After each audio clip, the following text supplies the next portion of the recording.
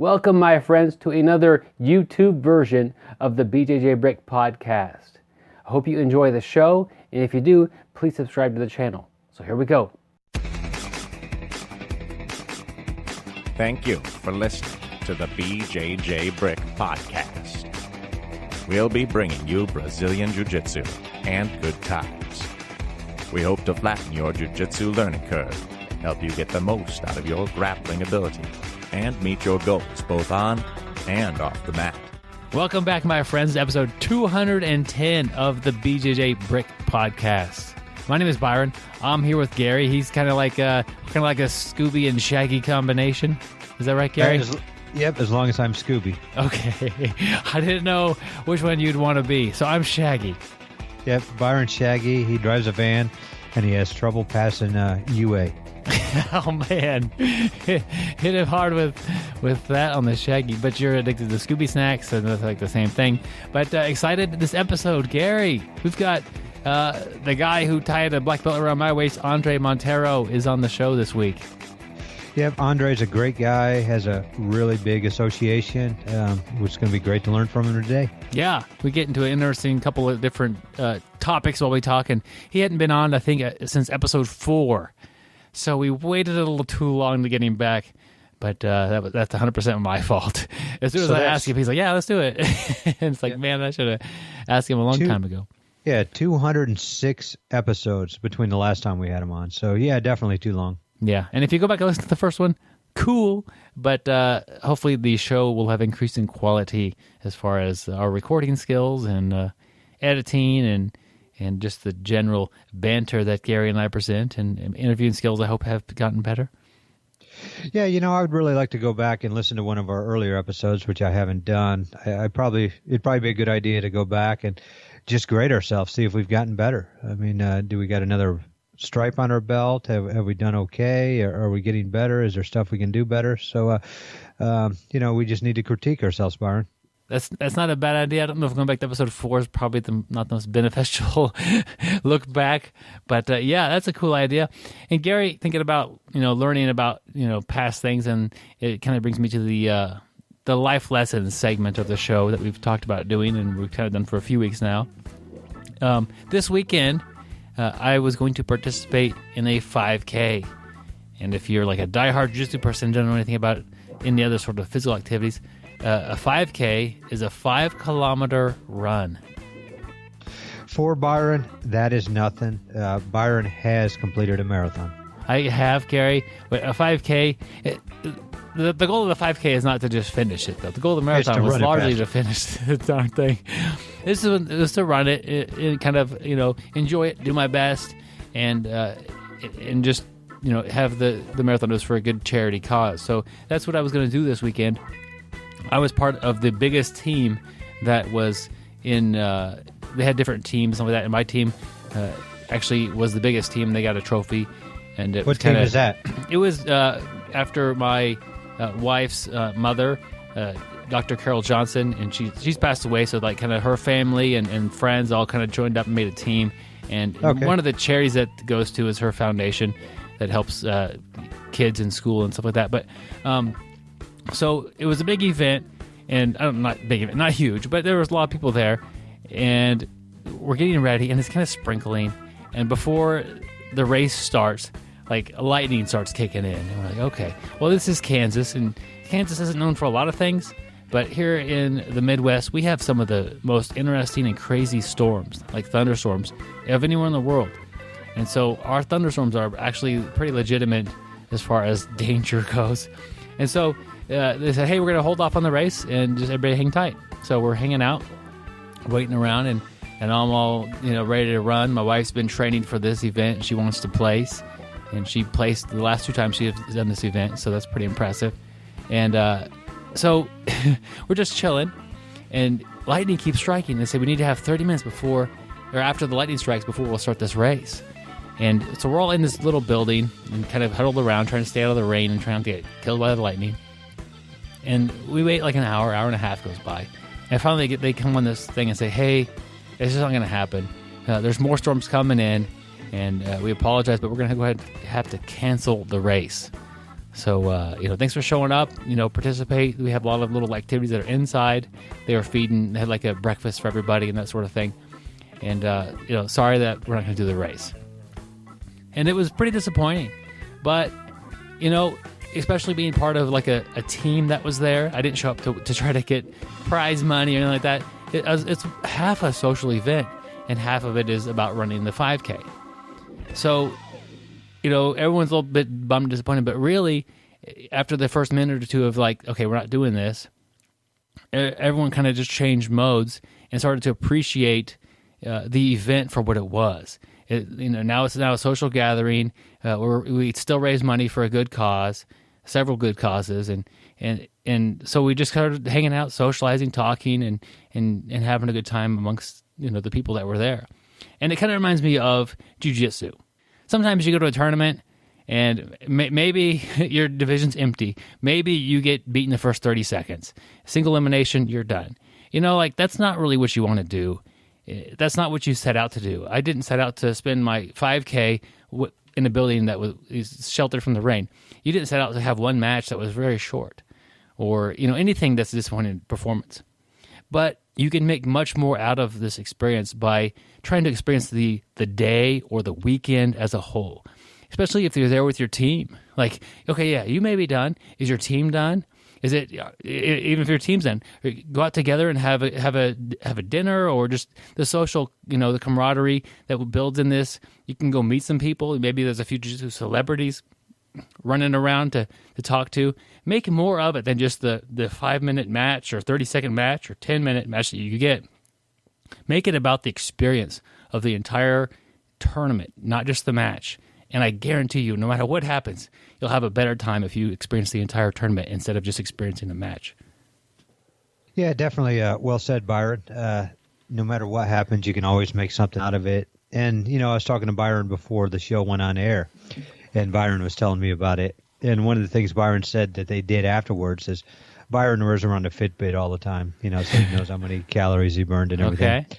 But what Byron did is he ran in place in that room for 3.1 miles, to do a 5K. And, he didn't set his record. And I mean, it's harder to run in place. But he did a very good job, and he did get his calories burnt in by running that, 5 kilometer there in place. Gary's just teasing me here. None of that happened. I did overeat the pancake buffet that they had. I ate a bunch of pancakes, and when we got home, my wife wanted to run, and so we did actually run 3.1 miles around the neighborhood in the afternoon after I had eaten way too many pancakes. So that was kind of a little bit tougher than it should have been, but we did run. Well, probably when that storm was coming in is when I was getting ready to go to jiu-jitsu. And as soon as I pulled in the parking lot, it started pouring. And so I dropped my son off at the entrance so he doesn't get wet. And I drive and find a close parking space and run. So I actually did get a little bit of a warm-up thanks to the thunderstorm. Same storm, Gary. I wasn't that far from you. Yep, same storm. Were training. Yep. Hey, speaking of training, check out Byron's audiobook, Your First Year in BJJ. Now, we have a link to it on the show notes. Our goal here with BJJ Brick is to get people training to spread jiu-jitsu across this world. And one way to spread jiu-jitsu and make it bigger is to keep people training in that first year. The first year is a tough year.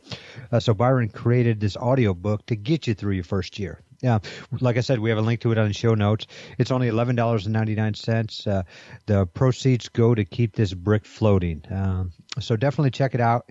It's getting some great reviews. I know we've talked about it a lot, but everybody that has bought it, that has given us a review, said it's really helped out a lot. So definitely check it out. Yep, if you're new to jiu-jitsu, it is basically like a Scooby snack. You're going to love it. Yep, and more like a Scooby snack, not a Shaggy snack. Oh, Gary. Hey, yep. Go ahead, my man. Hey, we have a martial arts quote this week. Hey, all right. Hey. It's kind of more of a storytelling, maybe. Who knows? But it's always better to attack than to defend, Coram told her when they had talked about fencing late at night. Always. Ye don't win with defense. Ye only hold off the other fellow or wear him down.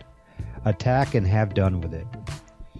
And, one thing I see on here is there's a bunch of ye's in There sure is. Y-E. So I figure, Coram, they're probably pirates, and pirates do use swords. So I'm kind of thinking that. But, that's kind of the way, I like jiu-jitsu. Byron knows on my jiu-jitsu, I don't even know what the points are half the time. I just, I try to go for a submission all the time. I don't care if somebody passes my guard. I'll let them pass the guard if I think I can get into maybe catch something during that transition. Like Coram says, ye don't win with defense. You only hold the other fellow off or wear him down. You actually will win. You can win a jiu-jitsu competition, a wrestling match with defense. Get the takedown and, not really, going for the pin or the submission. You can rack up points. But in real life, when you do have swords, let's finish that person off. Let's wear him down. Let's attack and, let's cut his heart out. Yeah. I was telling Gary before the show started that I was like, this is kind of a weird quote. I think it's just text from a book, like part of a conversation. But I think I like it as far as using it for a quote of the week. And, you ran with it, Gary, and did a great job. I think I don't know much about fencing, but I think it's kind of a cool concept. And the idea of like getting a submission is probably about the same as getting like a good stab in fencing. It's like that's definitive. That's a win versus getting points. I do think you need to be somewhat offensive to score in jiu-jitsu. Even you mentioned like getting a takedown and then just kind of like riding the match out. The takedown is an offensive thing. It's not a reactive thing. It's you're. Well, somebody could slip on a banana peel. That's true. And you end up getting side mount. See, Gary is used to a lot of Gary's grappling experience comes from the cafeteria, and this is one of the most common things: is banana peels. Yeah, most of the time when I do roll with Byron, I finish him with a banana in the tailpipe.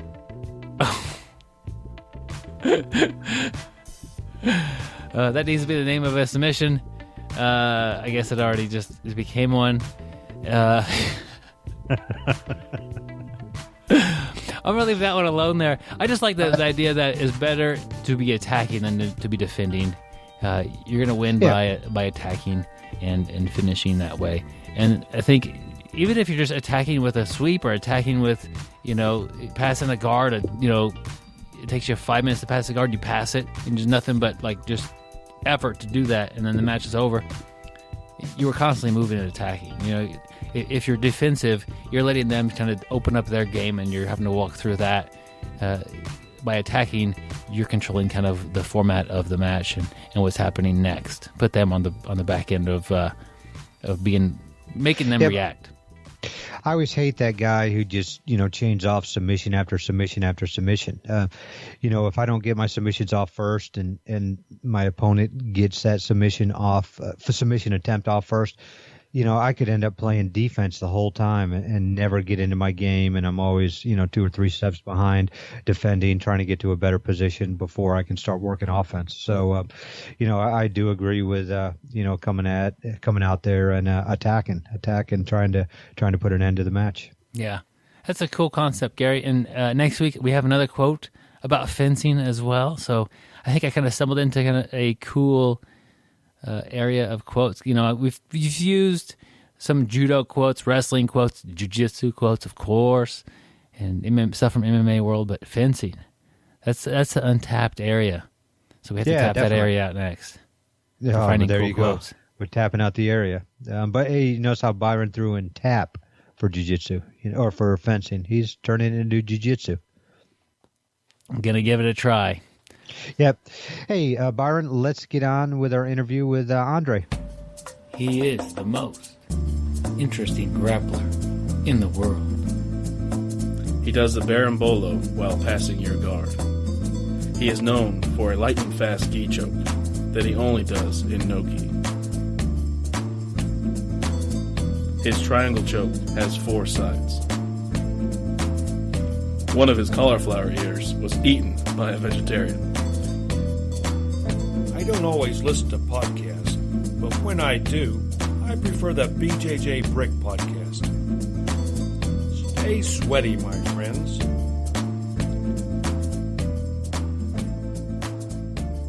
All right, my friends, I'm happy to bring a friend of mine, Andre Monteiro, back to the BJJ Brick podcast. Andre, you've been on the show once before. You're episode 4, and now this is episode 210. So it's been a long time. Nice. You're somebody who's helped me a lot in my game, and I feel like I should have had you back on a long time ago. But Andre, welcome back to the show. Thank you so much, man. Appreciate it. Time is flying, huh? Amazing. Yes, 210. It's a lot of interviews, a lot of things going on. Yeah, and you were definitely one that helped us at the very beginning with the podcast, and you definitely have helped me a lot on the mat in my own development and the development here in the city in Wichita here. Nice. I'm glad to hear that, man. I try my best. I try always my best. Andre, if somebody hasn't listened to episode 4 and maybe they don't know who you are, can you maybe introduce yourself a little bit to the audience and let us know who you are? All right. I'm Andre Monteiro. I started to train in 1992 back in Rio de Janeiro. Moved to U.S. 2008. Then I left my original, job that was physical therapy to just start to work as what was my hobby, and just teach Brazilian Jiu-Jitsu. So almost 10 years I'm in America. And 2003 I got my black belt. So I have been a while, competing, training, teaching. So this is what I do now. I'm living in New York. I have my own team called A-Force BJJ Jiu-Jitsu. We have been growing all around the world. Thanks God. We are almost 60 school affiliations nowadays. So I'm pretty happy how Jiu-Jitsu has been growing. And I'm happy to see, how much I could, achieve without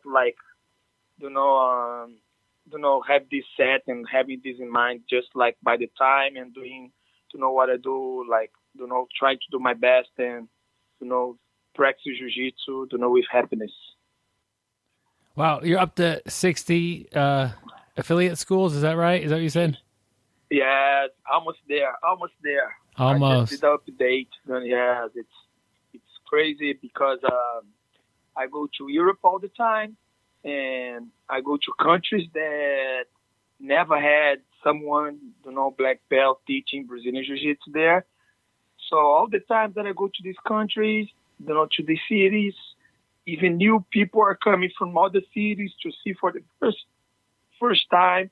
And then from there, they start to, asking, how they can become, part of the team, what they should do.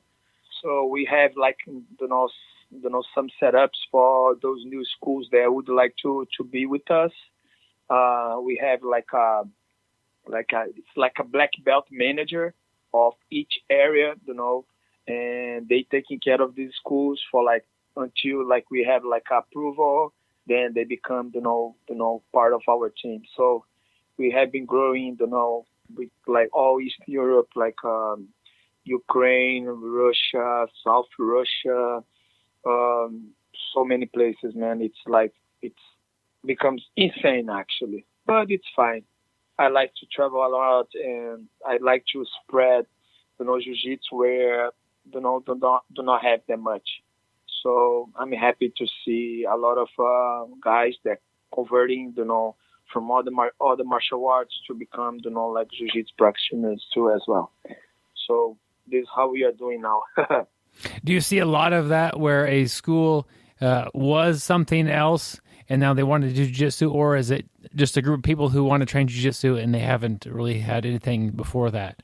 What is more common? Both, yeah, I see both. I see both ways. I see some schools that just, see this boom of Brazilian Jiu-Jitsu and wants to, make money because that and start to say that they practice Jiu-Jitsu. I see this here in the United States, but I see this in Europe as well. But on the same time, I see persons that just, have few, guys get together, watching YouTube and practicing Brazilian Jiu-Jitsu without have like a proper training.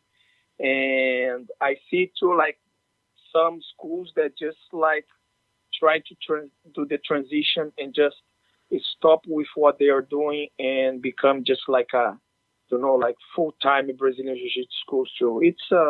It's very interesting. Andre, having seen a lot of situations where a school has just basically had YouTube as its instructor, and there are people trying to learn through that, what are some common mistakes or some common problems that they end up running into that they need somebody actually there to show them?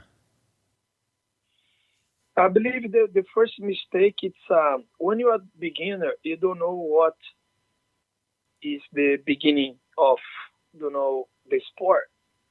So for me, my view, that the worst thing, it's like people pick the techniques that's a little bit advanced for them and do not work on the basic situations. Probably YouTube nowadays, you can find everything from, just like small drills to, like fancy techniques. So when people, start to train Jiu-Jitsu and they are beginners, they kind of like, okay, I'm going to go to YouTube. I'm going to see, fly on bar. I'm going to see, a triangle escape. But they forget, like, how's the basics to do, like, a close guard. What's the basics to do, like, a posture inside of the guard. This, for me, is the first thing. The second thing, it's the positions on YouTube. It's probably a lot of times doesn't have the keys, like the details that make the position, work properly. So who those just like learning YouTube, they probably like can learn a lot of things. They can start to do on the beginning, but later on, these same things they stop to work because people get more mature on the mat and makes harder to the situation works, and just the details gonna help them. And I believe that like forget the details and to get like a bad explanation of position, yes, you need a a good professor to do that. So I think it's valuable. You learn nowadays in YouTube. I think it's valuable. It's at least something. Yeah. You get some information. But for me, it's the best advice. It's like learn the basics. Learn like the baby steps. Do not try to like go already and learn things that a little bit over your skills that you can have. So to pick this is the problem because you are your own instructor. You are the one that's gonna pick what you want to learn. So if you have a good mentality, you can take a very good advantage of YouTube and DVDs and whatever. But if you don't have a good mentality, you're just gonna absorb like techniques that will do not work very well for you in that moment. Yeah, so let's say, and I'm sure you've done this before, you are at a new school that you've never been to before, and they've also never had a high-level instructor teach anything there. Do you have like a set course, like this is my first seminar at this school, or do you kind of judge and see what they need to see? Yes, first of all, like the first thing that I do, it's like I do like a small drills to warm up. In this small drill, I already can judge how the student's gonna be, learning the techniques that I'm looking to show. And normally, what I do when I go first time, I go always on the basics and always in positions that people are, like people know already, like a Kimura, Americana, things like that. Then I show the details on that technique. So people, even if they know the technique, they do not know all the details. So normally when I go first time to a school, I like to show my details. I like to show the positions that people already know, but with my details, with my setups, how I like to do the technique. Because Jiu-Jitsu, it's not just about the technique. It's about how you set up that, how you're going to trick someone, how you're going to make someone think and do the wrong movement for you, apply your technique. So the key for me on jiu-jitsu is that. So like I always try on the first time that I go to a new school, I try to show, like my mind on the basic techniques. Interesting way that you solve that problem is it's great that they have such a passion for jiu-jitsu that they're training and they're trying to do their best, but oftentimes you kind of need to make them reevaluate what they're doing and clean up some details on even on the basic stuff to where that you kind of build off of what they already know and get them going in the right direction from there. Yes, exactly. Yes, and actually it's like normally I go to the schools that it's affiliated with me or friend schools. So like I'm not there just because, like they pay me well.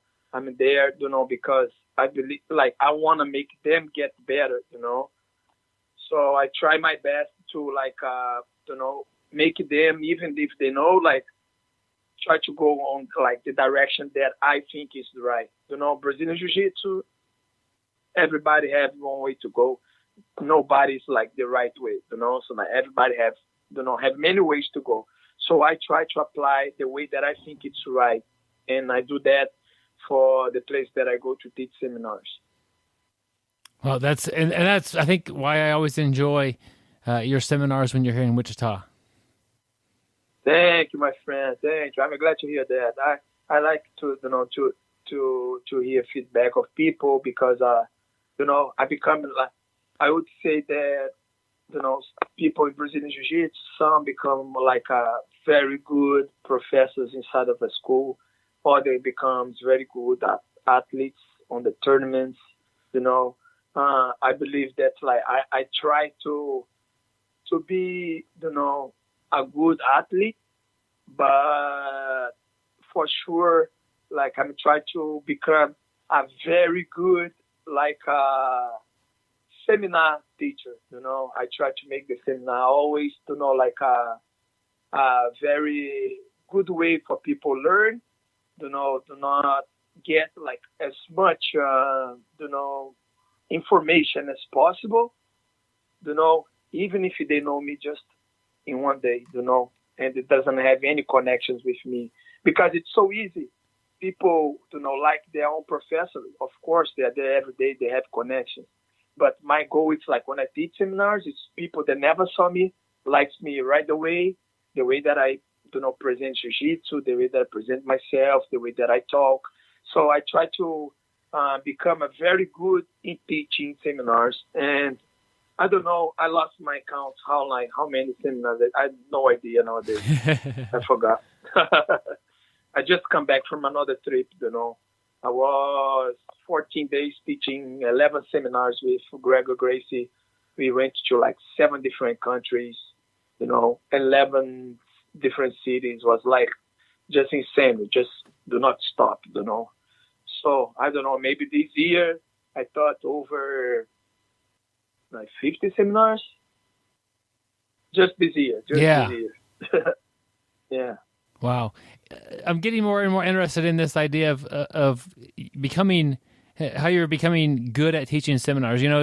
It's one thing to be an athlete and be a good athlete, and a different thing to maybe run a school, but to be able to go someplace where they may know you a little bit or they may not know you at all and teach everybody in that room.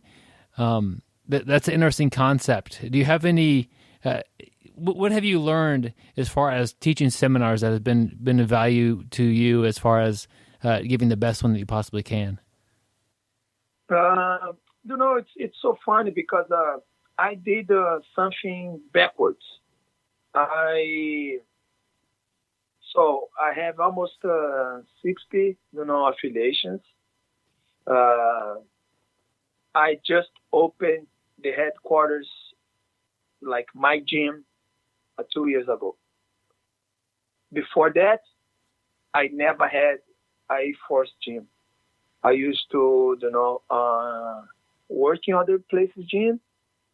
Why that? Because I was able to travel around. So what happened to me, I built it up my affiliation. Then later I built it up, my own, headquarters. So once I start to build it up, my affiliations, when I start to travel, it's when I become, okay, I want to teach more seminars. I want to travel around the world to spread jiu-jitsu and teach seminars. So how am I going to do that? I have to make sure people of the first seminar is going to like me, And from there, I know that I'm going to come back to this gym one day. And I know that from there, someone from another gym is going to come and invite me to try to, teach as well. So, like, I plant, the seeds on the beginning. Then nowadays, like, when I go teach seminars, I have, if I do a tour, I'm going to have at least more like 2 schools, 3 schools try to get in touch with me to see if they can become, close to us and then later become, part of our team. So, like, I start to think that, okay, it's what I want to do. I want to travel around the world and teach seminars. But for do that, I have to be good on that, because it's a lot of people are very good in jiu-jitsu. They know a lot. But to pass the information, to have a good personality, to talk to students, it's different, it's different, And actually, you have to see even one more thing about the culture, When I arrived, in a gym in Kansas, I'm going to have one type of culture. If I arrive in another gym in Denmark, I'm going to have another type of culture. If I arrive in Russia, other type of culture. So you must have like some adaptations, like about even how you're going to talk to the persons, you have to adapt yourself even to how you're going to present you to them, because sometimes if you show that you are, I'm like a tough guy, I want to show that I'm the best one, I'm going to train for all the students and try to, smash them. I don't know if this is the best approach, to show who you are, at least for me, I'm not like that, I don't care about that much. So like, I already have like an easygoing approach, to everyone. So even that, like, you have to adjust about the culture where to go, and plus you have to adjust what you're going to teach to that type of students. I'm going to give you an example. If I go to Russia, Russians like to work hard, If you teach a seminar with, very, small technique and, teach them, 3 or 4 variations and, and that's all, like, 2-hour seminar, they don't like that. They like a seminar with, a lot of techniques that's like they can use their power, right? Because they are, like people that like use a lot of their power, they're more strong and they create, like their behaviors are always like that because back of the time, it's how they train. So you get students that like, they're like almost everybody's tough inside of a gym. So you cannot just teach, a little bit. You have to teach a lot and for many hours. So when I go to there, they want me to, teach for like 3 hours, then after do 1 more hour just for the high level. It's just like, it's crazy. So I then I start to explain to them, hey, jiu-jitsu, you don't need, to learn, 100 things in one day. You're not going to learn 100 things one day. You're going to see a lot of things, but you're never going to learn all these things that you're going to see. So it doesn't matter if I show all this. If you do not get it, you're not going to absorb at least 30%. So like little by little, like I got in their system, and on the same time I could, change and slow down their system too, because culture, and all this, like it's judgment. You have to judge. You have to have like a good feeling to to think about these things too. And a lot of times what happen, like the black belt go to teach a seminar, they already teach many seminars before. They already know what you want to say.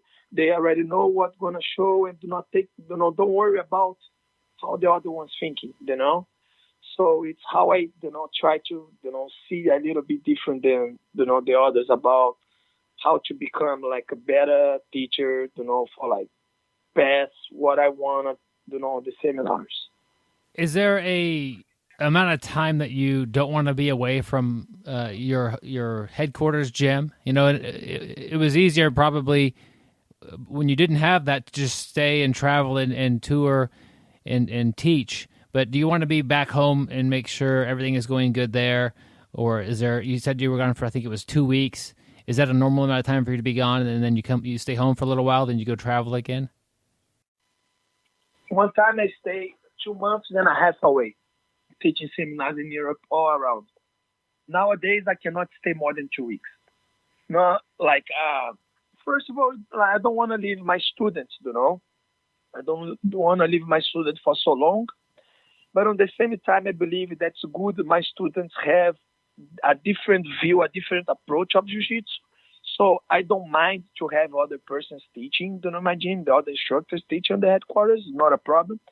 But of course, I'm getting tired, to travel a lot and, keep, this routine of wake up, teach, sleep, wake up, teach, sleep, wake up, teach in different countries, travel, airplane, bus, train, car. So I'm getting tired of this, of course. And at the same time, I believe that if you have a very good academy in the United States, nothing can beat about money-wise. You're gonna make way more money, inside of your gym than teaching outside. Of course, it's not about just the money, but this is your job, this is your profession. So you have to see what's the best for you. So I'm kind of pretty much I take care as much I can of my gym, but on the same time I don't leave my association. I don't stop to teach away because I'm gonna leave the headquarters. I always find my way that my headquarters is gonna have a good training, with my other instructors. So I pick a good guy, to be close to me all the time, to be one of my instructors, to be when I'm not there, or even when I'm there, he's teaching, for that, because I can still, travel, and the students do not, feel that, okay, he left us again, now we are not going to have a good training. No, my gym people have a good training, all the time, because I have a very good instructor, close to me to help me out. But yes, it's have been way more harder, to travel around because of that, for sure. I like how you actually use it as a kind of an advantage. You let them learn from somebody else, and you don't, you want to be back there when you can, and you recognize that there's a lot of value for you being there. But different people teach different ways, and different people have different skills that could be highlighted while you're gone as far as teaching goes, and it gives them an opportunity to learn how to teach a little bit maybe, and to show the class what they're really good at. Yeah, it's I believe that jiu-jitsu, like I said before, it's doesn't have one person that knows everything, and doesn't have one person that knows the best way. I believe that jiu-jitsu, everybody have a different views, everybody have different bodies to apply the same technique. So it's always good to see how people do it, even it's something that already, And I believe in this a lot. This is why I always tell, my students, say, be open-minded to cross-training. Be open-minded to receive someone in your gym to teach. Be open-minded, to have another guys teaching seminars. I let the freedom. I know that nowadays people have this politics about, people cannot go to other gyms because they're flags or they're, yes, I believe on that. This is very important. We have to show, the loyalty, to our team, our instructor, those that are there for you since you started and didn't know even how to roll over your shoulder. You have to show loyalty to this one. But at the same time, little by little, you have to, teach people to be open-minded, to to receive information in a different way, because this is what makes jiu-jitsu unique. You create your own way. It's not everybody has the same way, everybody do the same thing, and it's like robots. It's a different art. You can do your own way and work. Sometimes what works for you do not work for me. And it's the same setup, it's the same thing, and just do not work well. So I believe that as many black belts people can see, it's better for them to learn something.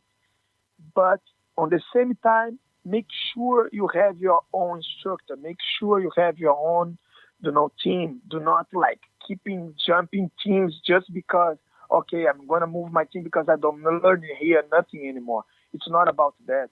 It's about you have your team, and from there you try to absorb as much you can from there. If not, you cross-train, you talk to your instructor, he can advise you how to do that. And this is what I believe in jiu-jitsu. And it's so funny because my whole life, I come from a Castle Gracie lineage. I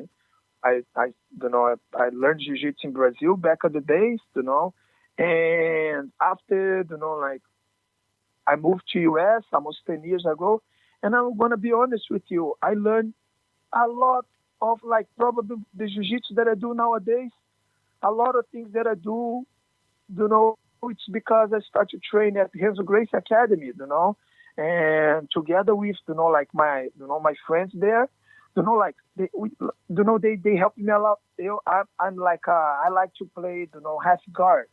So I have to, get better in passing guard. So every day I ask someone, hey, Gregor, can you help him on this? Oh, Hollis, what do you think about that? And we test, and I have other ones. I have even the guy that works with me, Alex. Today we were drilling, his half guard pass versus my half guard. See, what I could do to avoid. So, we always learn, if you, have, all the black belts to help you out.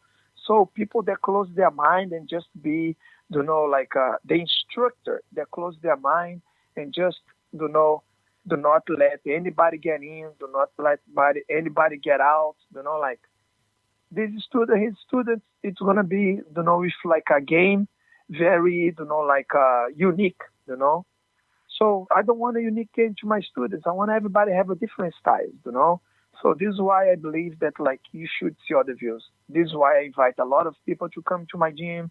This is why we have a lot of seminars, workshops, and this is why, I tell everybody, if you have a chance, go there, train there, see how it is. And I don't care if the student wants to be with me or not, because I believe if they want to leave, it's because they don't, I don't deserve to be with him, so you can go and that's all good, I don't care. Just do not try to come back because you just, cut the lawyer, that we had, but I'm fine with that, you can go anytime, but you cannot come back. This is the way that I believe, but if you can go and cross training, of course, more than welcome all the time. Yeah, it's about not burning that bridge, as they say, as far as destroying that relationship. If you do want to go, don't go in a way that is rude or disrespectful. And you talked about maybe somebody is at a gym and they feel like now they're one of the better people there and they're not really learning much. Well, you're part of a team. And sometimes the role of a team member is to help other team members and not just keep taking it all the time. And I think that's a big part of it too.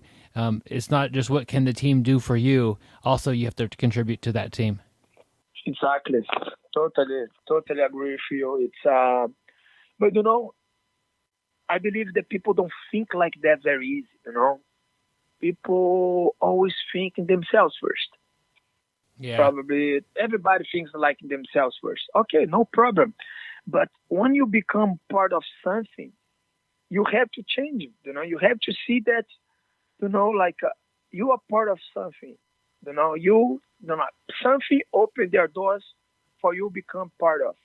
So you have to help in something. But I paid the gym. I have the right way to go, to leave, and and come back. No, it's not like this. It's not a McDonald's that you can go next day to eat in a Burger King and come back to McDonald's. There we teach values.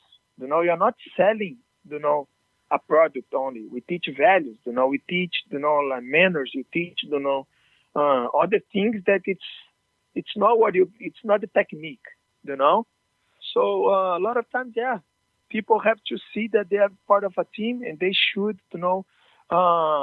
stay, even if they are, the best one. I'm going to give you an example. A long time ago, I was back at the time, in my academy, and this guy was was a blue belt at that time. He was a blue belt. And he was very good, and then was a small group, had other blue belts, but he was the best.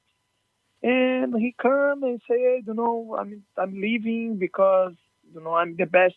No, I'm the best, but like, I do not have like more training partners that can, take care of me here and everything. So he left. I remember that, and he told me like, and one day you're going to see, you're going to leave too. And, past years and years and years, one day I remember about that. So like, I said, man, I don't think that is the right way, because even if you're the best one, you should stay, because you're going to make the other ones better. And, then you're going to have a good group, If you leave, okay, now the next best one is going to leave after.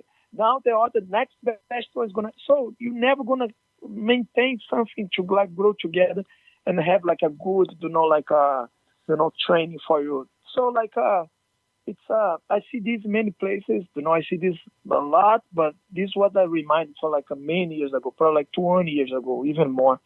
And it's funny because the same guy, he becomes a very good, well-known people, like very good. Everybody knows him, fights UFC. But after, he never had a same instructor, forever. He jumps over teams. As soon as he see like a better training for him, he go there and jump. As soon as he see another one, he left where he was and go to another one. So he lost, he lost his, how can you say that?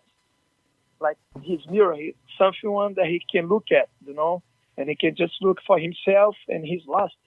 So he becomes very good, lucky and hard work, talent altogether, then becomes very good, but he ends up without have a master, So very sad. But everybody has a choice. They do what, I'm not here to judge.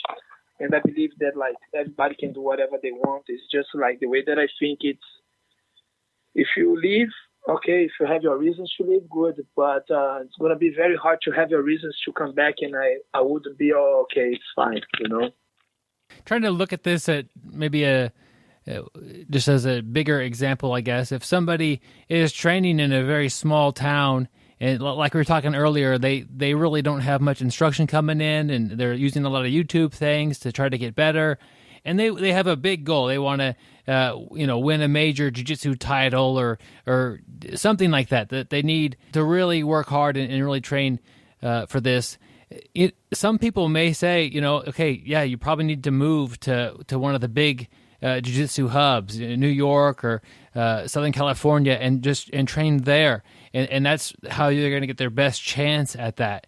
And I think if you do it correctly, you could come back home and teach jiu-jitsu and they would love you there. But if you just say, you guys aren't any good, I can't, I can't train here anymore, that's going to be tough to have anybody want you back, even to teach and to expand your jiu-jitsu locally there. But I think that there are some room for needing to, if you've outgrown a very small place, it's going to grow slowly with you. And if your goal is to become, an adult world champion, and there's a kind of a timeline sometimes on that sort of a thing, that you may have, goals of having a family or a school or something like that may kind of, you may need to kind of hit this thing pretty hard for a little while.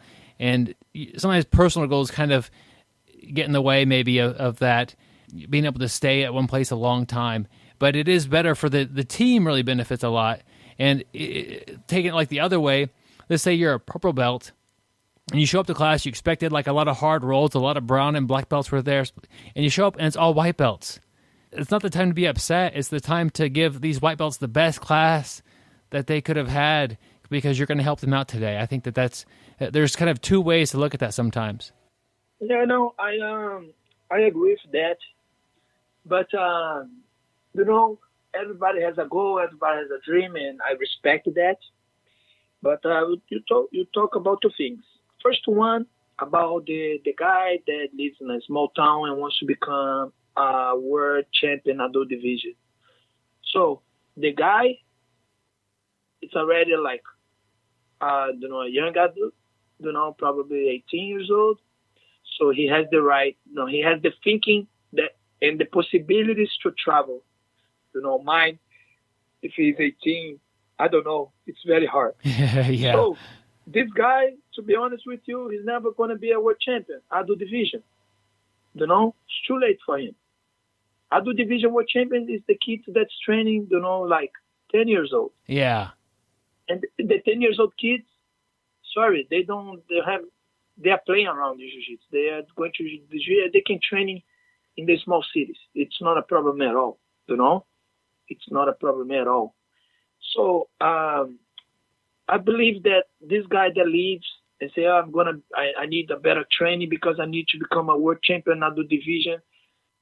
And he's already, 24 years old, like, blue belt. Forget, you're not going to be a world champion anymore, an adult division.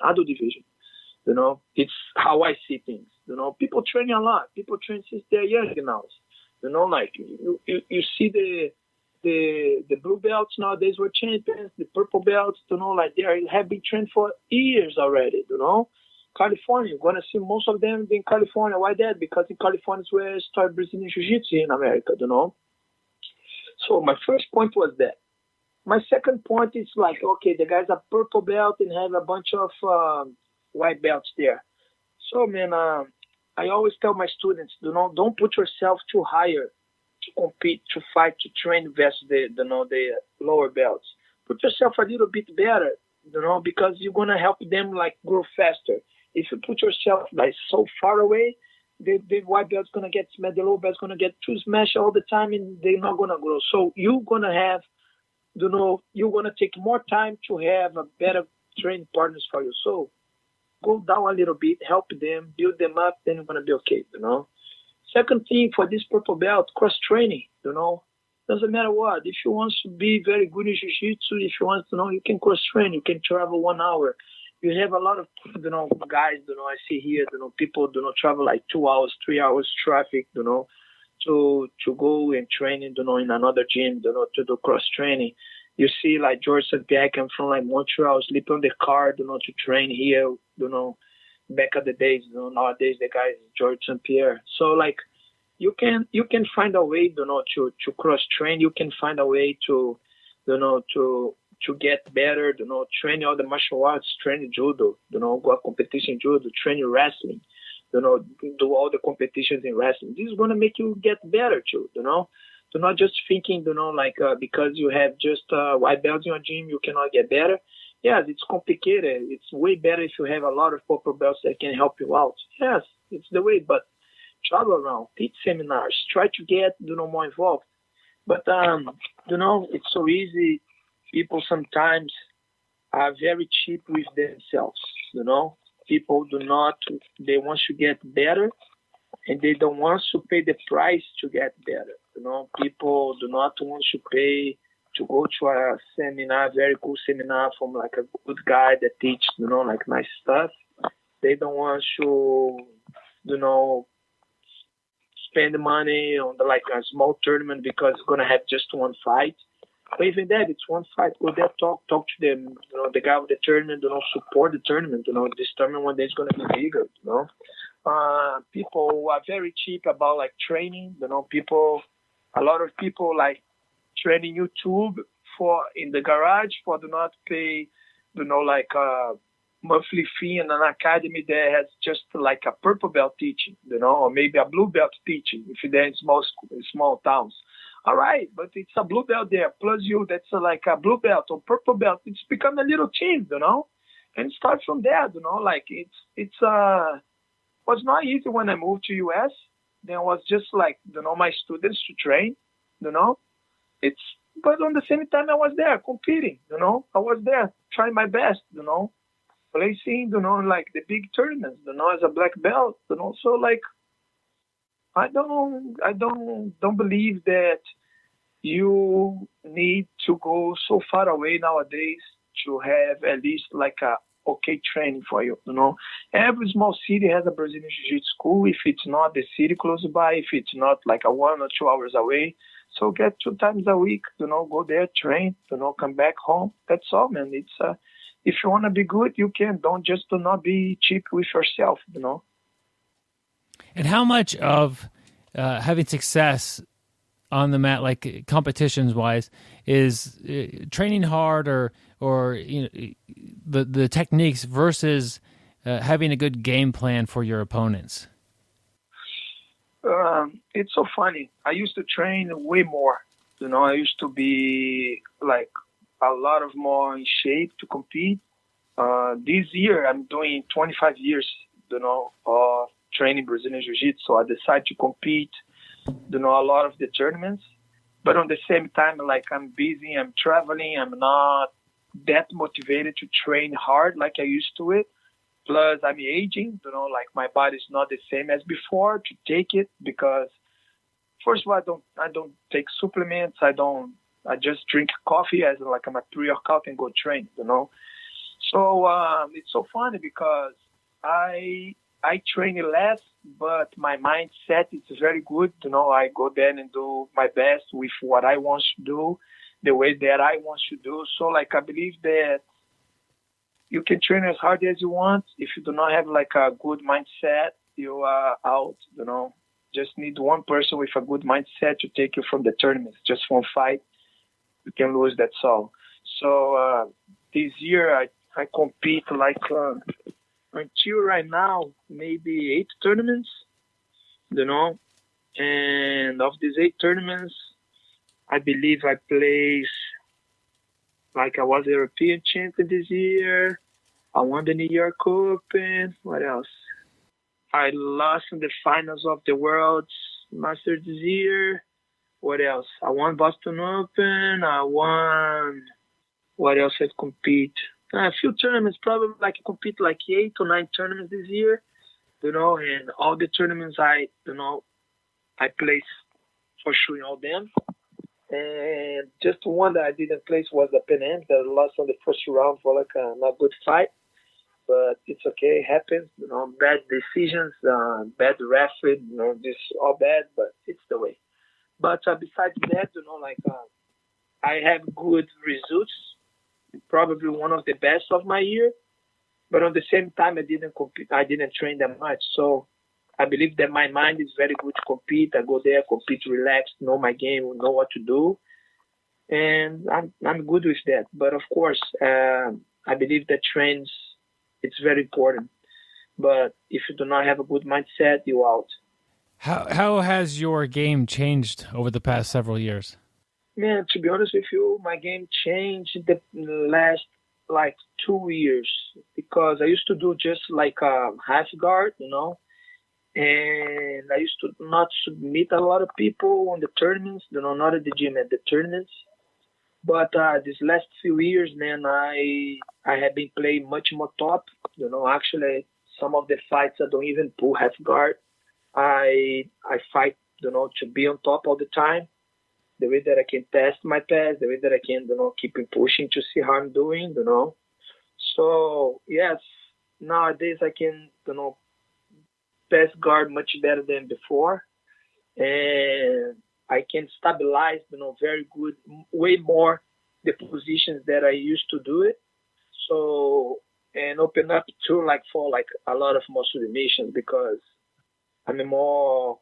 confident on top, and I can do better things on top, and I put the persons in a bad situation more.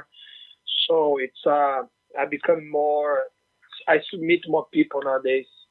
Probably I don't know how many times I submit people these days, but the worlds I did 5 fights. I submit 3 of them, so it was very good for world tournament. It was very good. So are you thinking that because you're playing more top game, you're getting more submissions? No, I think that actually some of my submissions come from the bottom, but I believe that when you have like how can you say that? You become very good in both, games. Yeah. It's make it easier for you. If you're on the top, you do not give up a position to feel more comfortable to be on the bottom again. So you start to attack way more, and with the stabilization, you can attack much more. Before, like you kind of like survive, even if you pass someone's guard, you survive to holding people, on the side control. You survive to hold people, on the mount. Nowadays, like this become easy, simple. Then you are able to even attack them. So, like I believe that, not because I become better on the top, but because you start to play both ways, so it makes it easier for you, to apply the submission. Yeah. As you're passing a little bit more, you have one of the best half guards out there. You've done some amazing things with your half guard. Do you like to pass the half guard as a top layer? No, I don't like to pass the half guard that much. But I believe that's half guard and a black belt level very unique. Like for me, like in my mind here, I can say a few names that I remember that has a very good ones. That's Lucas Leite, Bernardo Farias, Celso Vinicius. So like it's not everybody that do. So I end up not doing some like that much half guard passes, end up doing a lot of more like open guard passes. So, but I don't like that much to pass half. I don't like. I actually, I have been training more because I'm struggling to pass half guard. Are you trying to like think about it backwards? Like if I'm playing half guard, I like to do this, and then as you're passing, you're trying to deconstruct that to make that hard for them to do, or is it just? It's like I know the best way to pass my half guard. I know the best way to pass my half guard. Actually, I like to even tell my my training partners about it because I become better in my half guard. But I don't believe that in the other half guard, I'm feel 100% comfortable there. I see. It partially because your half guard has got some things that most people probably don't do, or that sort of thing, to where you know how to pass yours, but everybody else's is a little bit different, maybe. Yeah. I believe that I know the worst way to pass my half. So the ones that have more struggle. Yeah. One day I show you. That'd be nice. If I could attempt to pass your half guard. Usually it just would get swept right away. No, I show many times. How to pass my half. All right. Always I show in seminars. Yeah. Just people don't know that's the best way. That's a good way to help. We're talking about if you are one of the best people at your gym, help bring other people up to your level. So if you teach everybody how to pass your half guard, well, your half guard's going to get it way better as they attack it correctly and make you do things a little bit differently, or really make you do things perfectly to get them to work. Yeah, of course. Like, why you need to sweep the same guy 3 times every single day during 10 years? What are you going to get from there? Nothing. You're just going to do the same thing over and over and over, right? So why not you show him how to count it, and then you try. So the way that you become better, because it's how you improve, right? And at the same time, you have to, try to sweep people in different ways too, to get better in different sweeps, to get better in different, games. So I believe that to bring someone to be in your level, you always have, first of all, if they do not know nothing, you go to their level a little bit better and build him up. all the way up. And those that are very good already but still struggle to pass your best game, teach them how to pass, teach them how you feel more uncomfortable, and they're going to start to put you in a bad situation, then you are able to get better. And he's going to get better too, to pass your guard and give you a better fight. Yeah, it's better for everybody. Exactly. It's been a little while since I've seen you. What are your goals you have coming up as far as jiu-jitsu wise? It could be competition. It could be with your affiliate schools. What goals do you have coming up? Man, I don't to be honest with you, I don't have a bigger goal about compete anymore.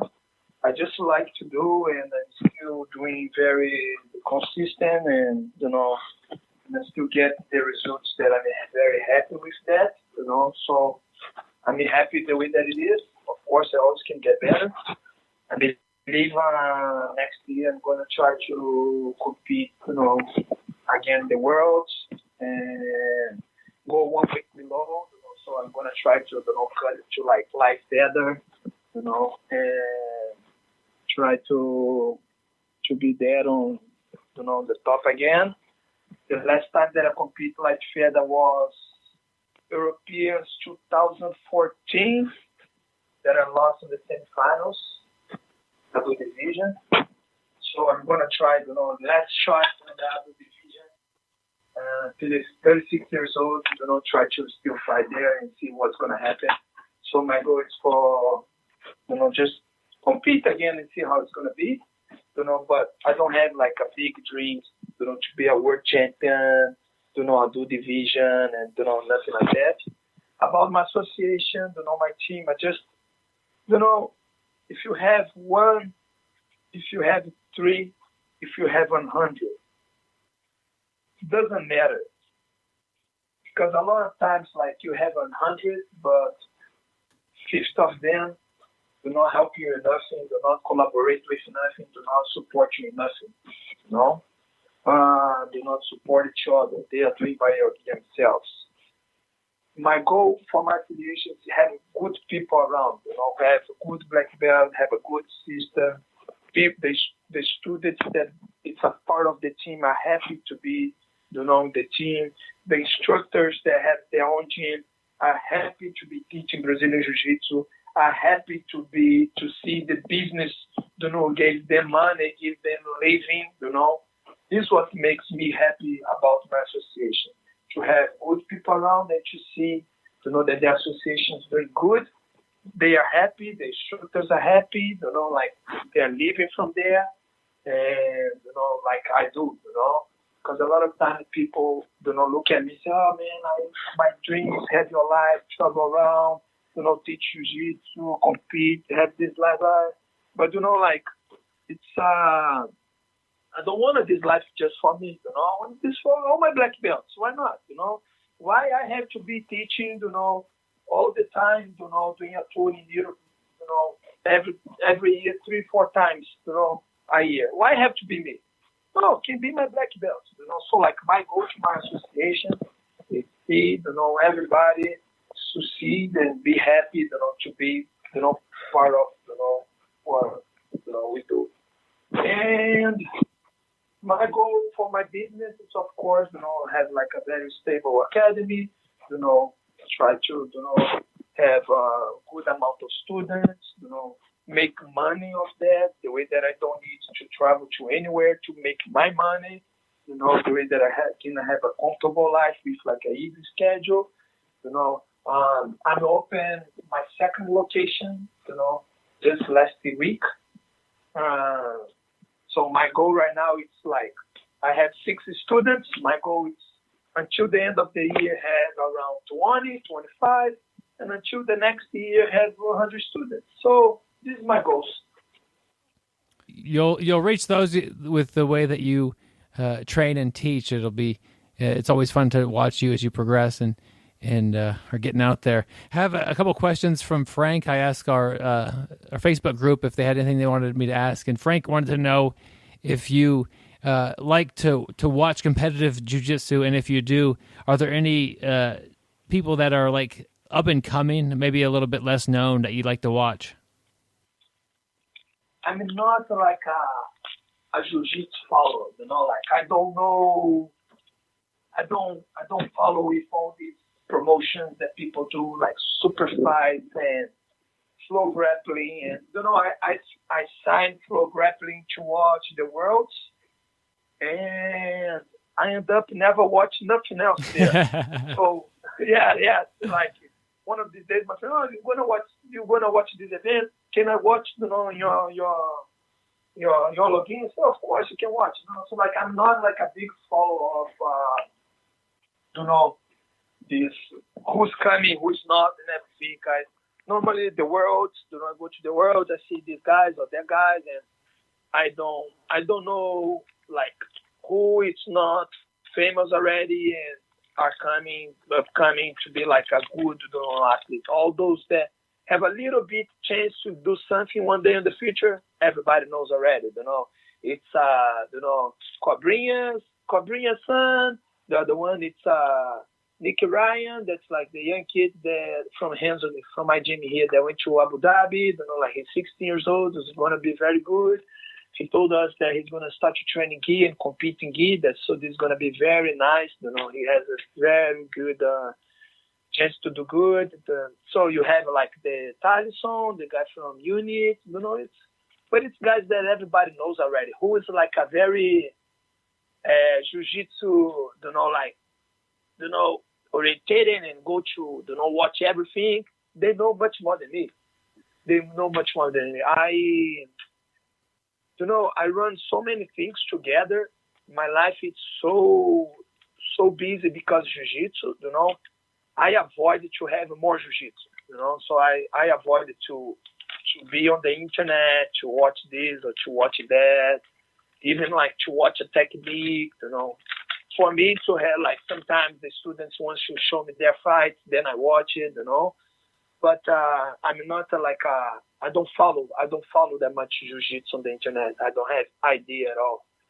So it's a hard question for me to answer, Yeah. One more question from Frank here, and I think I could guess the answer, but I'll go ahead and ask it anyway. Do you play any like video games or even something on your phone? Video game? No. Okay. No. It was on there. I figured if you're too busy to watch jiu-jitsu, you're probably too busy to play any games. No, it's funny because I like to relax at home, and people that like to relax, they play video games. But like, I grew up, I had video games in my house actually, but I grew up, close to the beach. So besides playing video game, I was surfing, and on the beach. So for me, like I don't have the culture of video games that much in my life. So I don't play video games. I don't play at all. I don't even have like a game in my phone like Tetris or this. I don't have nothing in my phone. No. That's funny. I didn't know if you would have anything like that, but it's just not in your nature to do that. Yeah, I used to when I was young, my mom used to come to United States, and I used to have all the Nintendo games. I was the kid on the neighborhood with most Nintendo games that you can imagine. For a Brazilian guy, it was crazy. My friends wanted to come to my house for play. But when I was very young, I used to play more. But even that was not like something that I used to spend, my Friday night playing until late. I never was like that. I'm not a big fan of video games. All right, Andre, I've had a great time talking with you. Do you have any final thoughts or anything you want to share with the audience? Man, I just hope, people have a good, journey in jiu-jitsu. It's not something that's very easy. It's not something that you're going to learn, right away.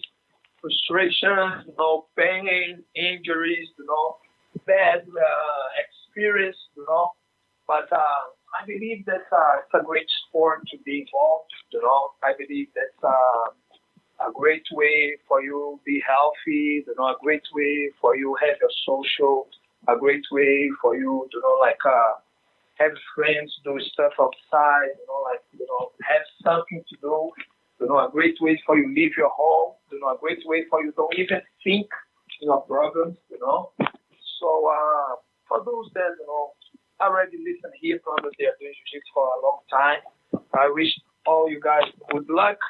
You guys are always, welcome to come and visit me here in New York, looking for A-Force BJJ Jiu-Jitsu Academy, or looking for my name, Andre Monteiro. And you guys are more than welcome to come and visit us. All right. I would like to say thank you, for all my, my students who support me, my black belts who represents me, my sponsor, Dual Kimonos, and all my guys from A-Force and all my guys from Renzo Gracie, where I train every day in the morning when it's possible. So thank you all you guys to hear me, and I hope to meet you guys one day on the mat. Yeah, where could they go if they want to, like, on social media to follow you? So my Facebook, I have a personal Facebook. It's Andre ATM, but I don't use it at all. I have my fan page that's Andre Team Monteiro on Facebook. My Instagram is TM Andre.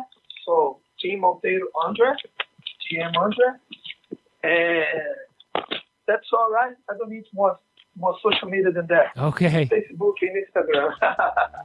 Well, and follow him. Andre's traveling the world teaching seminars, and there's a pretty decent chance that he'll be near a place.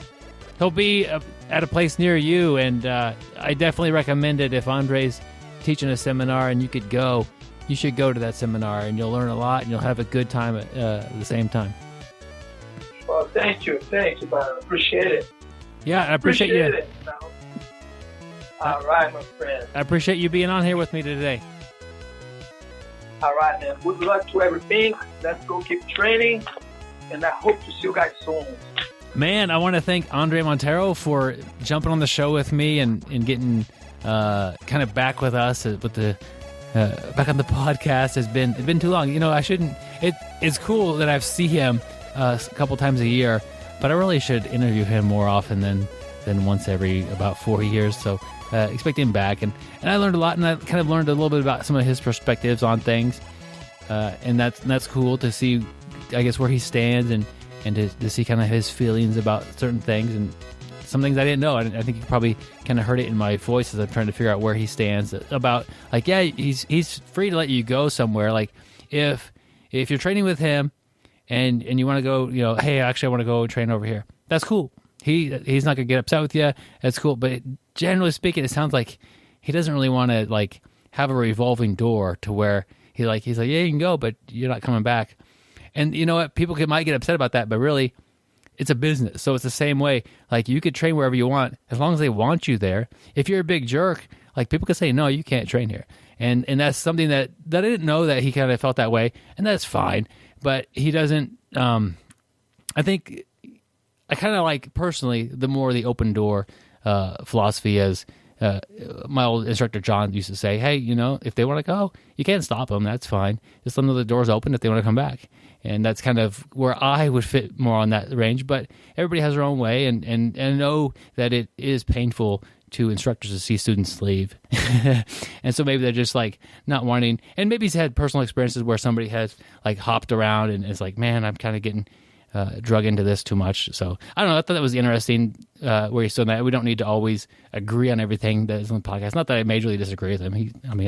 He's obviously doing things right. He's got a great association. A lot of people love Andre. I love him. He's a great guy. Gives an outstanding seminar. If you get a chance to go attend one of his seminars, you're going to learn a ton of jiu-jitsu.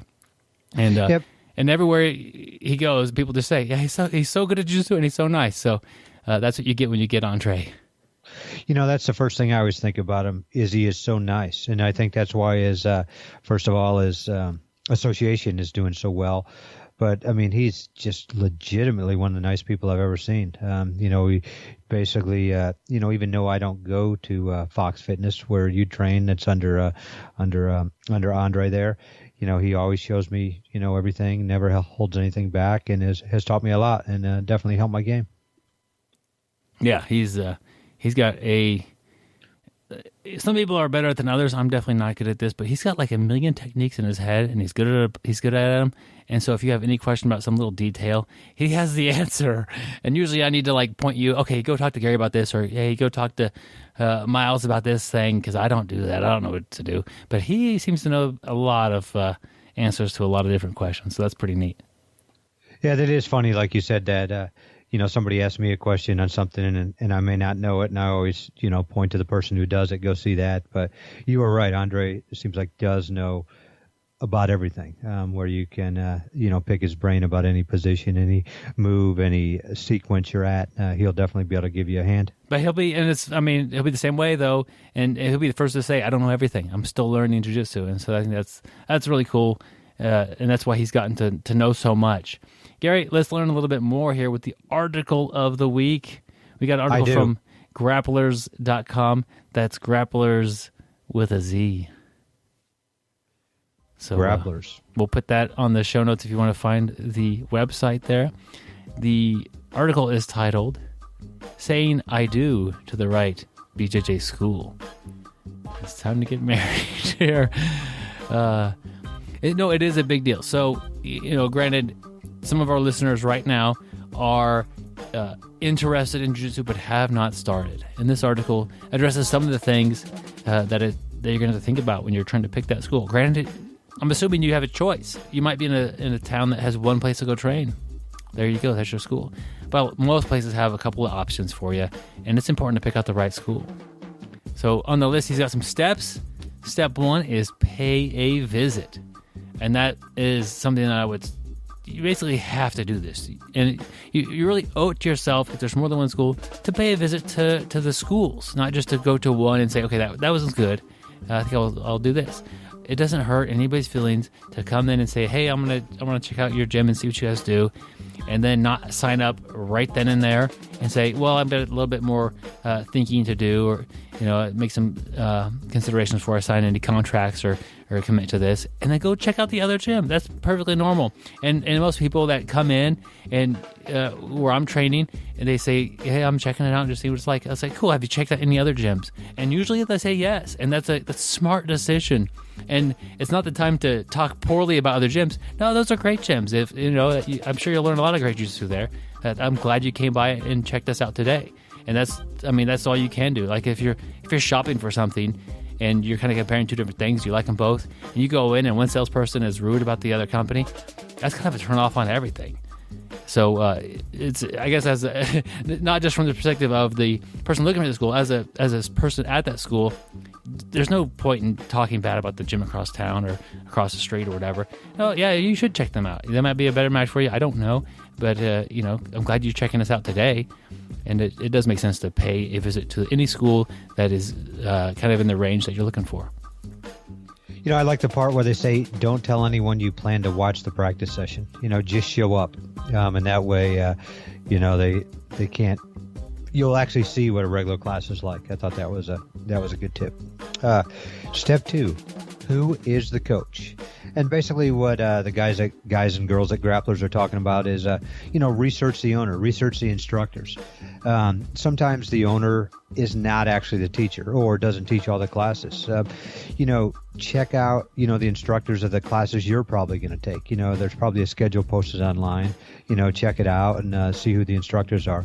Go onto their Facebook page, check out their reviews. I saw a thing, and remember, if there's one really weird review and a bunch of good reviews, it's probably some sour grapes. And I just thought about this because Tom DeBlas put something on his Facebook page here not too long ago, and some guy was, I guess, didn't like Tom DeBlas, and there was like 9 billion positive reviews and then one bad review. And when you see something like that, don't necessarily let that, get to you. And, what I see happen a lot, too, besides just Facebook page, on jiu-jitsu forums, on the underground, on, forums there, ask about the school. And it seems like always somebody pops up and, tells you about the vibe of the school. So definitely do the research, find out who the coaches are.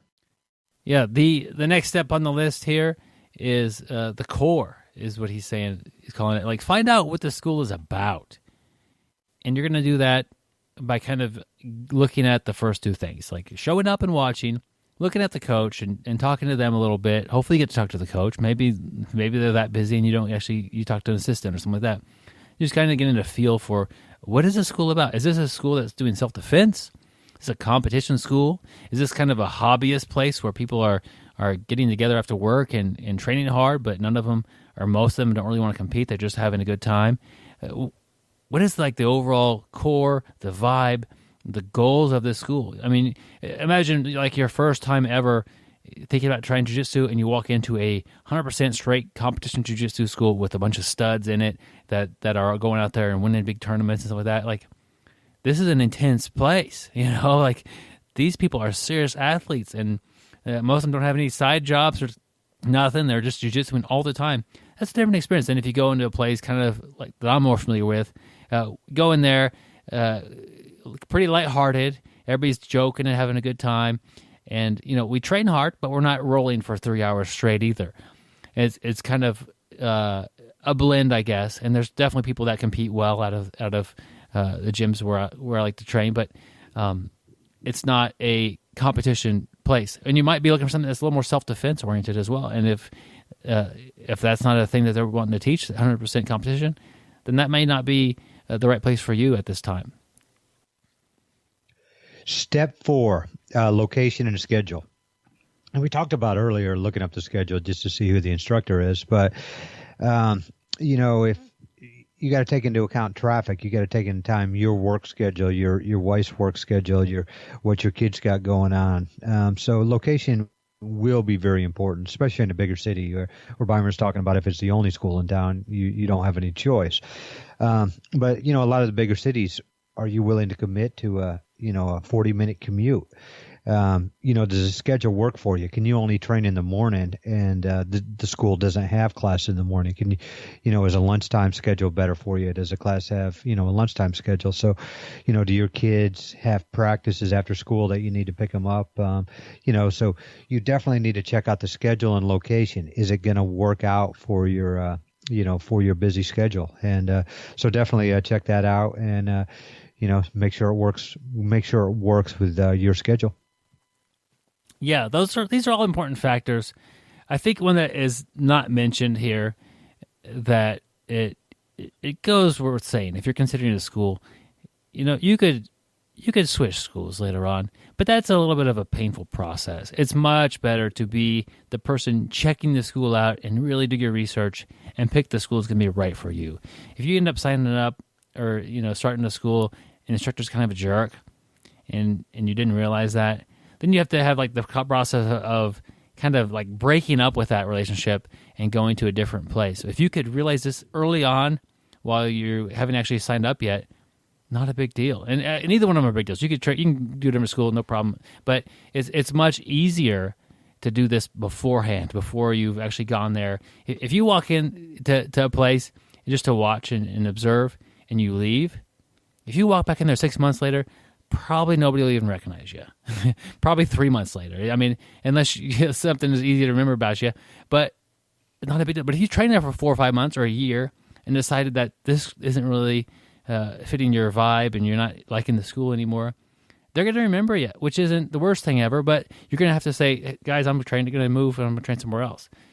And they're going to see you from time to time at little tournaments or seminars, wherever you might go. And it'll be a little bit different for you than if you would have just picked the proper fit the first time. Yeah, this article is called "Saying I Do." So there you go. Yeah, it's treating it like a marriage. I mean, you need to get to know each other so that divorce does not happen. And we're trying to lower the incidences of divorce. So before you say "I do," do your research. Maybe get some counseling. Make sure everything's all set. Or go on a few dates. And make sure that this person is actually a normal person, or they are as crazy as you are. Either one is a good fit.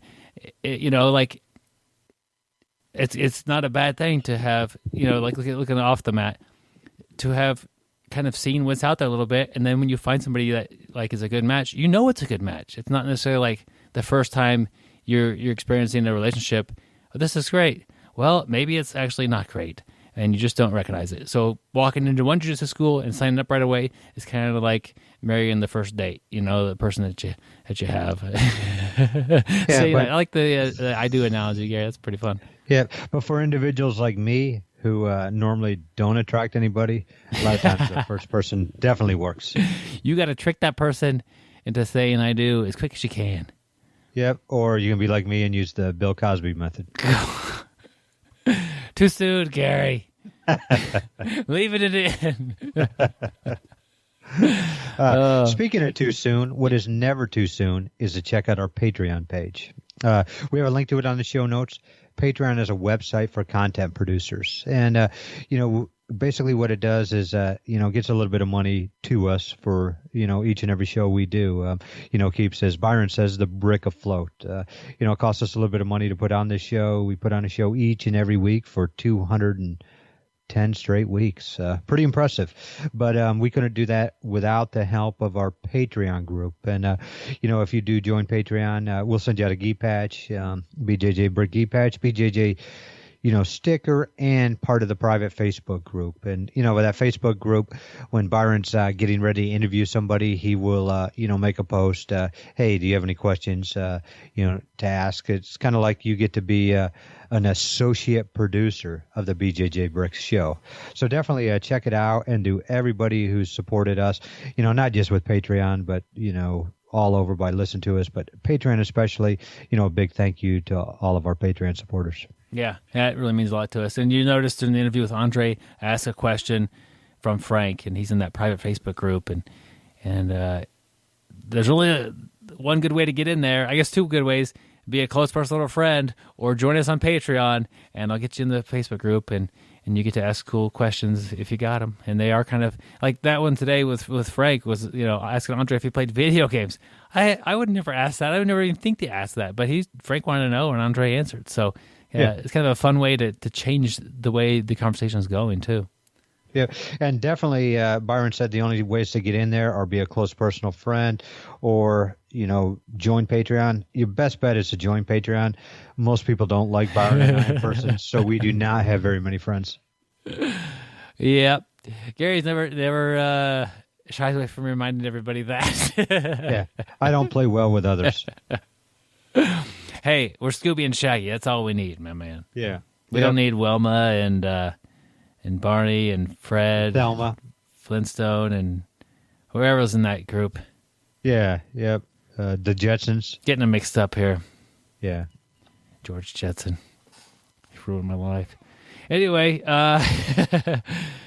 Gary, we're gonna have a double header this week. We're gonna get your audiobook, and I'm gonna play a old school episode of Matt Tales. So let's air the Matt Tales first. This is Matt Tales. We bring you amazing jiu-jitsu stories. The story might be funny, unfortunate. It could be about an epic fail or an epic win. So sit back, my friend, relax, dry off your sweat from rolling, and enjoy Matt Tales. It was my first tournament, and I was a nervous white belt. I had a game plan. I was going to pull guard and work my two favorite sweeps. Once I got to top position, I was confident in my armbar, and if I missed it, I would work on my sweeps again.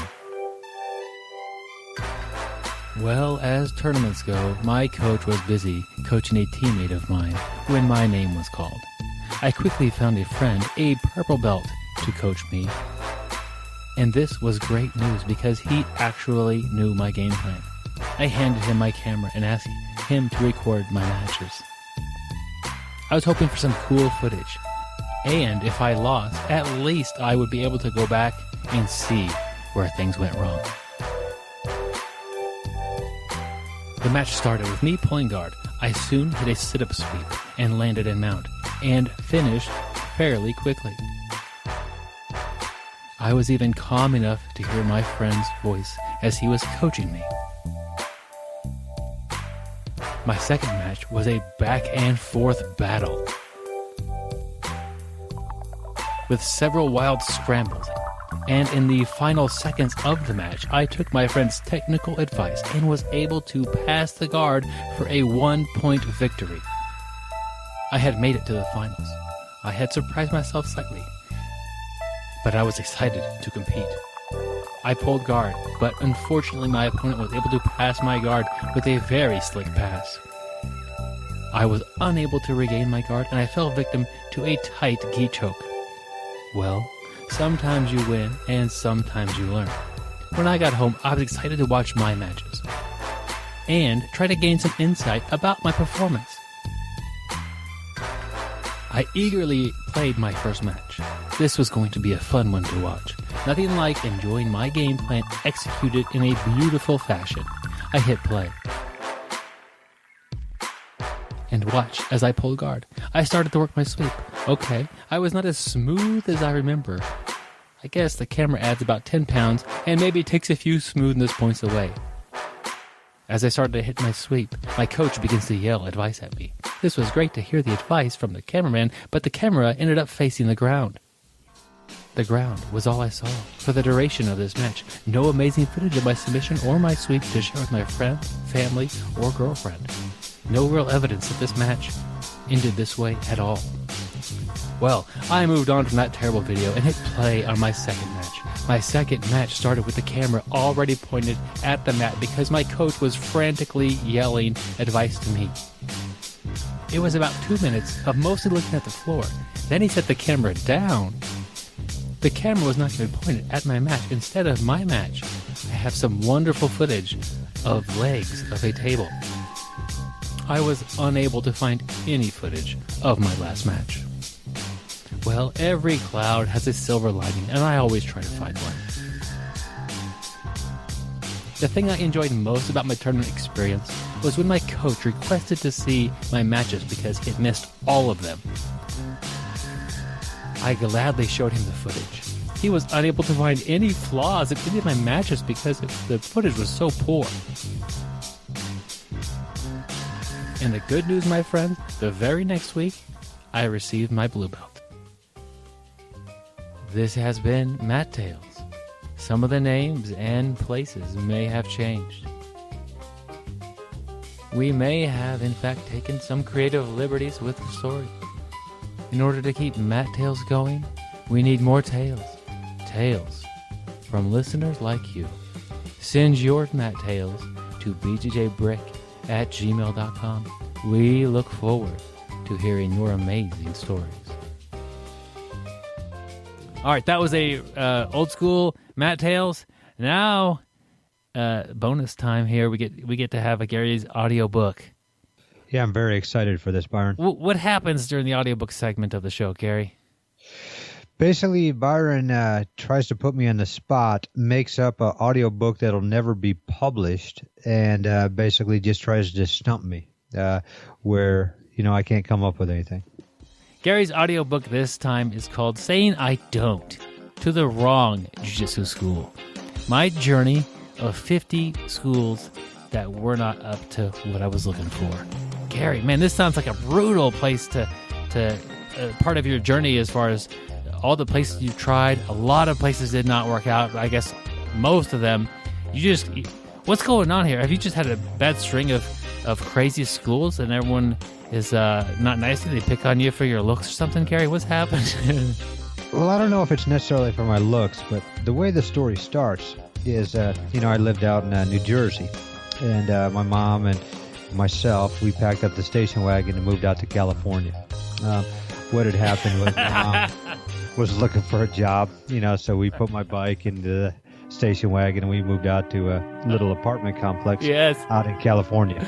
Sure. And, so, it's tough when you're, in high school trying to make new friends. Yeah. And, so I meet a kid that helped me put my bike up to my apartment. He lived in my apartment complex, and nice guy, and he offered to, take me to do the party. They were having a beach party soccer game the next day. That sounds like a good time. So he takes me out to the beach party soccer game, and, the cool thing is I meet this, surfer chick, a typical California girl, blonde hair. I meet her at the beach, and we're getting along good till her boyfriend Whoa. Who just looks like, yeah, he comes by riding his motorcycle and beats me up in the soccer game in front of everybody. But I was trying to stop. Did he her know from any getting martial beat up. arts or anything like that, or what was going on? Well, let me get to that part. Okay, I'm there, sorry, Brian. Kerry. I'm excited. I had taken a few martial arts lessons at the YMCA back in New Jersey, so I knew a little bit. But this We don't guy have was much- enough time to recap this whole story here. But, Gary, But keep I'm going, going Gary. quick. This is great. Yeah, but I knew a little bit, but this guy was much better. He was really good, and his friends. Were So you're good, telling too. me that you were not the best around? No, I wasn't. Okay. So me and my mom one day, as I'm talking, I talked to my mom about signing up for a school, and so the first school I go to look at, you would not believe it. What? These guys were hardcore. And I was like, I did all the stuff in that I do. I showed up unannounced, and the instructor was there, and so I came in to watch. They wouldn't talk to me because they were in the middle of a class, and when the instructor had all his people stand up, I look over and I see the head student is one of the guys who beat me up. Oh man. So that's how it all I started. bet you were like, well, shoot. Yeah, yep. So I came back and I told my mom that, that's not a good school for me. Yeah, but that's where it all started. I tried that first school because I wanted to learn self-defense so I could protect myself and my new girlfriend. And, I went around and, they could have made a movie about it, but they wouldn't have showed me trying 49 other schools. But they what cut I that did out. find, I found a private teacher. I took What? private lessons. Yeah, I found a private teacher. I bet was that was the, expensive. No, it wasn't. He was the maintenance man at my complex, and he saw how I kept getting beat up every day. So he took me under his wing, and he had me do a lot of stuff like paint his house, Yeah. and sand his deck and all that stuff. Did you have to brick the wall? Yep, That'd be yep, a good one. Brick the wall, paint the Yeah. fence. Yep. So I did a whole bunch of stuff for him, but he taught me. Private lessons are expensive, and the good thing is, I really became pretty good, at karate. After only 6 months of training, probably even less than 6 months. But remember, mine were all personal sessions. I actually won the All Valley Karate Championship. Wow. Yep. And I beat the guy who beat me up in the finals. No way. Yep. What kind of a kick did you use? The one thing that we used to do is we'd go down to the beach, and there were just poles sticking out of the beach. And what I would do is I'd get on and practice the crane technique. Oh, okay. I thought you were off saying of something those else. poles. Oh, no, not those. But yeah, so that's kind of the story in a nutshell. But, it definitely works. And this one here, you can actually really buy this one. The other videos that we've talked about, this is an audio book. This is actual video. You can actually buy it, in a lot of stores. It's probably on Netflix. And so definitely check it out. Yeah. Gary-san, very impressive. That was probably one of my more... I enjoyed that audiobook immensely, Gary. This is going to be great. Yep. Yeah, definitely. You came up with that on the spot. I'm impressed. I like that one. That was good. I didn't know where I was going to go with it, but I figured I would, take up some time, just tell the story. There you So, go. yeah. Oh, man, that was fun. I was wondering how long it was going to take you to figure out what was going on. Well, you said moving from New Jersey. I'm like, to California. Okay, that's making sense. Yeah. Good Yep, stuff so definitely there. check it out. It's going to be, out, just in time for spring break. So, What do they call definitely this check it out. this movie that they made your life from? Well, I'm probably going to call it something like Karate Kid. Okay, nice. Yeah. That's got a good ring to it, Gary. Yep. I'm going to Google that, make sure it's not taken, but that's right on, man. Yeah, yep, definitely check it out, The Karate Kid. While I'm Googling that, you're going to go to your search bar on your phone, on your app store finder thing, and search for our app. Type in BJJ Brick, and it's going to pop up. And you can download that puppy and get all this extra stuff that me and Gary are doing, and anything extra that happens during the interview that doesn't make it to the show, I'll put that in there as well. Learning with this process, and I've figured it out somewhat. So there's stuff that's not available anywhere else but the BJJ Brick app, and it is absolutely free. It's really been supported by our Patreon supporters. They've kind of helped us with this a ton, and that's our new thing we have is our app. Go there, download it, use it, check it out, and give it a review. Also, check us out on Facebook, Twitter, Instagram, YouTube is a fun one too that we're doing. A lot of stuff going on, Gary. Definitely a lot of stuff going on, so make sure you tell all your friends about it. We really appreciate that. If you ever happen to make it through Wichita, Kansas, send us an email, bjjbrick@gmail.com. We'd love to train with you. And finally, next week, I know we talked about Bill Cosby earlier today. Oh, man. But next week, we have the autopsy of the unconscious grappler. Why did you get tapped out? So definitely going to be a great episode. Do not miss it. Yeah, and kind of a Halloween episode, Gary, so be ready. Okay, I'll be ready. Speaking of that, if you do actually check out my video book, The Karate Kid. Movie, go ahead, call it movie. Yeah, there is a part where, I do dress as a shower. I soak people with that. So definitely, I guess that would be a Halloween costume. Yeah, that's cool. Yeah. Man, Yep. everything's perfect here. This is So watch that movie, Gary, off of his Gary's Real Life, and you'll be ready for our Halloween episode next week, my friends. Yep, as always, my friends, stay sweaty. And go watch The Karate Kid. Thank you for listening. I hope you find the time today to roll. After all, the best way to get better at Brazilian Jiu-Jitsu is to do Brazilian Jiu-Jitsu.